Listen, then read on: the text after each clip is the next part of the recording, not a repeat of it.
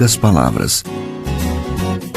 Um olhar sobre o mundo, a vida e a sociedade, à luz da Palavra de Deus, com Augustus Nicodemos.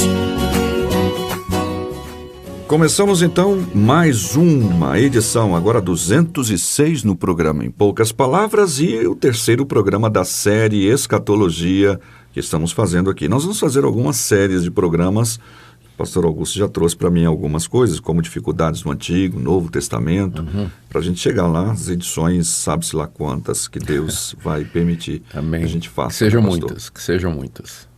Está preparado para mais uma pergunta nessa série de escatologia? Vamos lá?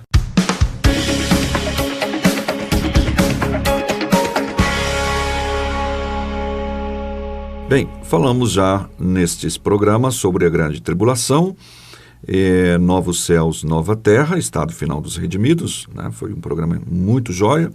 E agora nós vamos tratar de escatologia geral ou individual. Aguarde aí.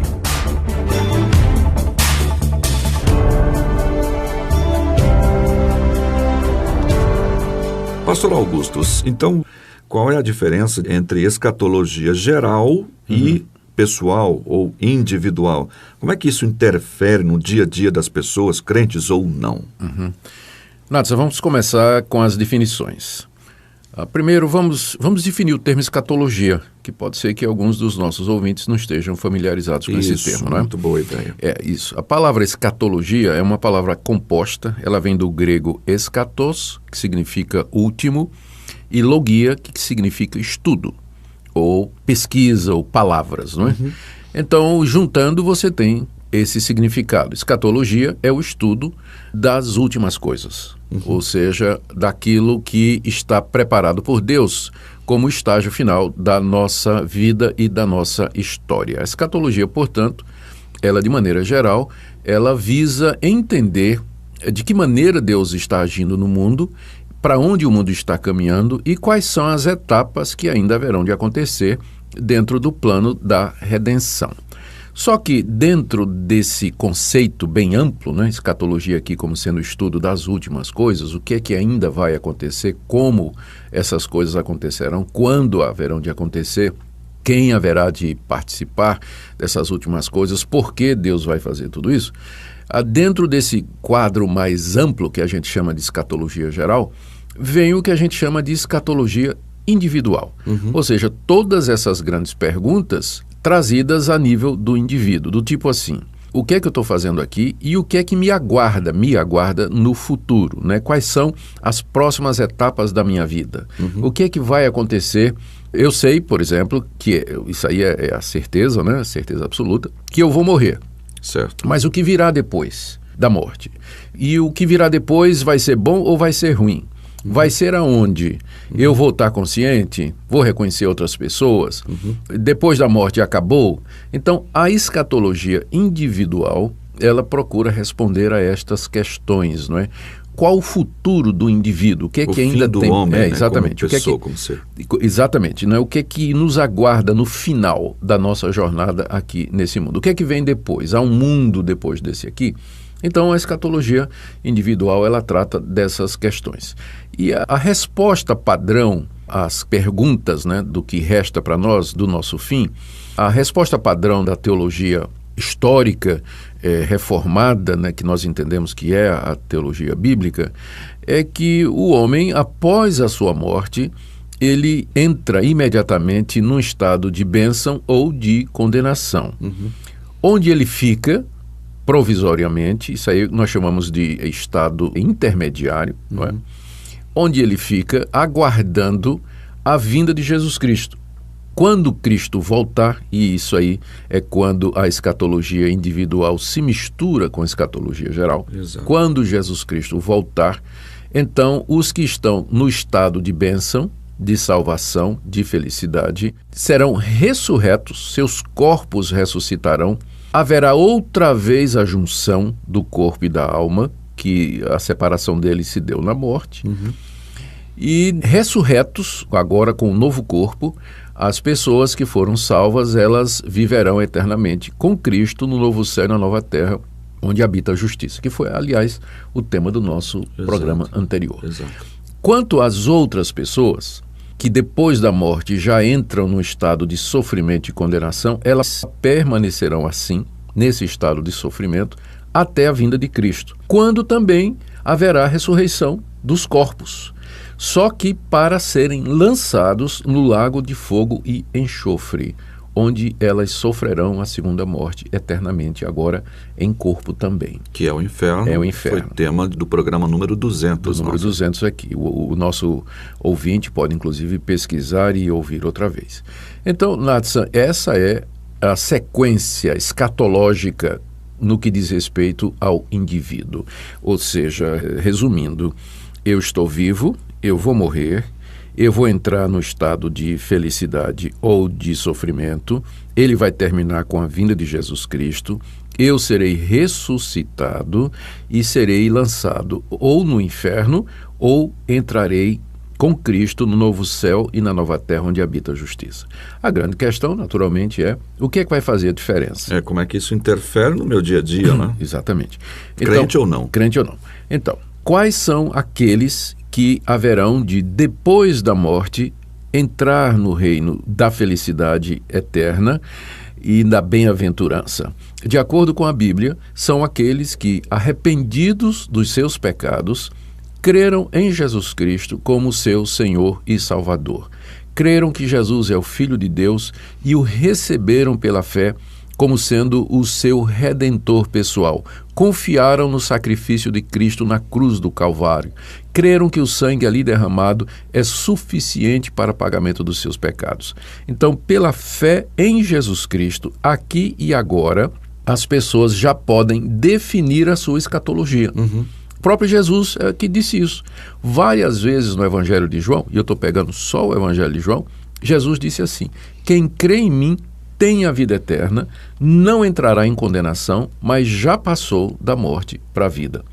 E o próprio Jesus disse também: Deus amou o mundo de tal maneira que deu o seu Filho unigênito, para que todo aquele que nele crê não pereça, mas tenha a vida eterna. O apóstolo João, escrevendo a sua primeira carta, lá no final, capítulo 5, ele diz assim: estas coisas vos escrevi para que saibais que tendes a vida eterna, a vós outros que credes no nome do Filho de Deus. Então, aqui nesse mundo, enquanto estou vivo, enquanto tenho oportunidade, enquanto há condições, eu devo crer em Jesus, o Filho de Deus, para a redenção dos pecados. Então, a partir de agora, desse momento em que eu creio, eu já tenho a vida eterna. Não é presunção, não é arrogância, não é vaidade, mas é simplesmente confiança no que o próprio Jesus disse. Quem crê em mim tem a vida eterna. Quem não crê já está condenado. Ora, se eu creio no Senhor Jesus, se eu o recebo como meu único e suficiente Salvador, então a promessa dele é verdadeira. Eu já parto aqui desse mundo, na hora da morte, tendo a vida eterna como minha possessão. Isso significa que depois da morte, aqueles que creram em Jesus como Senhor e Salvador, após a morte, eles entram imediatamente na presença de Jesus Cristo e vão desfrutar dessa presença gloriosa. Um estado já de felicidade, embora incompleto, porque a alma está separada do corpo. O corpo está sepultado. A alma está na presença de Cristo, experimentando alegria indizível e cheia de glória na presença de Deus, perfeitamente consciente de quem é, da razão pela qual está ali, as memórias antigas sobrepujadas pela glória daquele momento, não haverá sofrimento nenhum, mas o estado é ainda incompleto, é o céu, mas o céu é um estado intermediário. O que é que se aguarda então? O que é que vem em seguida? Quando Cristo voltar, e só Deus, Pai, Filho e Espírito Santo sabem quando isso vai acontecer, quando Jesus Cristo voltar a esse mundo, então os corpos dos que descansaram em Cristo, morreram em Cristo, eles, como quem está dormindo, acordarão, os corpos acordarão, né? Ressuscitarão e se juntarão à alma outra vez.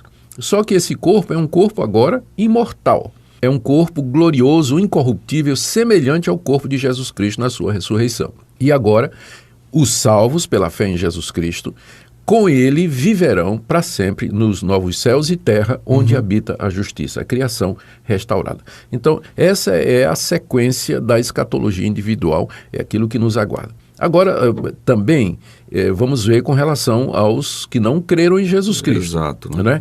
Os que não creram em Jesus Cristo, ou os que, mesmo que nunca ouviram falar do nome de Jesus Cristo, viveram em desobediência à revelação de Deus na sua consciência, aos conceitos de certo e errado que estão gravados no coração, as evidências da natureza de que existe um Deus, não é? Não há gente inocente, às vezes as pessoas pensam que os índios, os povos distantes, que vivem em caverna, gruta, e que eles são inocentes diante de Deus. Não são. Eles os céus proclamam a glória de Deus. A glória de Deus. Eles têm o testemunho da criação, têm o testemunho da consciência, a lei está gravada no coração deles. Então, esses que viveram à margem de Deus, se rebelaram contra Deus, não creram em Deus, não creram no Evangelho, então, logo depois da morte, eles já entrarão no estado de sofrimento. E o sofrimento ali é essa ausência da presença de Deus. É descrito em termos gráficos na Bíblia, né? Como sendo uma fornalha, como sendo um monturo cujo fogo não se apaga, e onde os vermes não morrem. E tudo isso são descrições que a Bíblia dá desse estado de sofrimento em que a pessoa entra imediatamente após a morte. Não é? Descrições pálidas, como foi dito naquele programa anterior. Né? Então, lá em Hebreus, por exemplo, o autor da carta aos Hebreus diz que aos homens está ordenado morrerem uma vez e depois disso vem o juízo. Já entra nesse estado de sofrimento, que também é um estado intermediário, provisório, aguardando a vinda de Cristo, quando então também os corpos desses que estão condenados serão ressurretos. Sim, aí essa questão do provisório não entra nada daquela questão de purgatório, sabia, né? Sabia que você ia perguntar isso. Está lá colocado lá para depois saírem de lá para o estado de glória. É diferente, o estado intermediário na escatologia bíblica descreve apenas aquele período de tempo entre a morte do indivíduo e o retorno de Jesus Cristo, quando ele estará ou em felicidade eterna ou no sofrimento eterno. O purgatório católico diz que esses estados depois da morte, eles são mutáveis. Não é? Não do céu para o inferno, mas a pessoa pode entrar no estado de sofrimento para purgar os pecados e depois de um tempo de purgação, né, ela pode ascender aos céus e mudar do sofrimento para a felicidade eterna. Não tem nenhuma base bíblica para isso. Depois da morte, os estados são fixos e, eu vou usar uma expressão, né? Imexíveis. Né? não tem jogador de futebol, né? O ministro também. Foi o ministro. Foi o ministro, pior ainda. Então, são inalterados, não tem como passar de um estado para o outro. Tá? Então, voltando. Na vinda do Senhor Jesus, aqueles que estão irremediavelmente condenados ao inferno pelos seus próprios pecados, se unirão aos seus corpos e aí serão lançados no lago de fogo e enxofre, onde o sofrimento será agora também com o corpo e é um estado inalterável. Nathan, é muito triste, não é difícil, é um tema que parte o coração, a gente pensar no sofrimento eterno. Ainda mais a gente lembrando de familiares, de amigos e tudo que tem... A gente fica feito pouco caso, digamos assim, né, dessa mensagem. Né? Que Deus tenha misericórdia de nós e de você, querido ouvinte, a quem essa mensagem está chegando agora. Então, Nathan, fechando. Escatologia geral, ela trata das etapas do plano da salvação e do fim delas. O que é que vai acontecer no final de todas as coisas, com a história, com o mundo, com a humanidade em geral.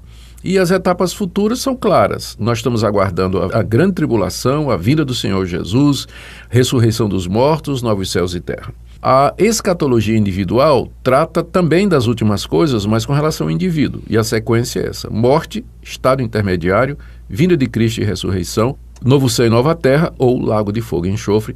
O que vai definir é se você, querido ouvinte, aqui e agora, recebe Jesus Cristo como sendo seu Senhor e Salvador para perdão dos pecados e vida eterna. Amém. 1 Pedro 4:7 diz: o fim de todas as coisas está próximo, sede, portanto, criteriosos e sóbrio, a bem das vossas orações. Amém. Pastor? Muito obrigado pela sua audiência, querido ouvinte. Até o próximo programa. Em poucas palavras, um olhar sobre o mundo, a vida e a sociedade, à luz da Palavra de Deus. Apresentação, Nathan Matias. Comentário, Augustus Nicodemos. Um programa da Primeira Igreja Presbiteriana de Goiânia, Rua 68, esquina com 71, Centro. Visite o nosso site www.pipg.org.br. Apoio Seminário Presbiteriano Brasil Central, Goiânia.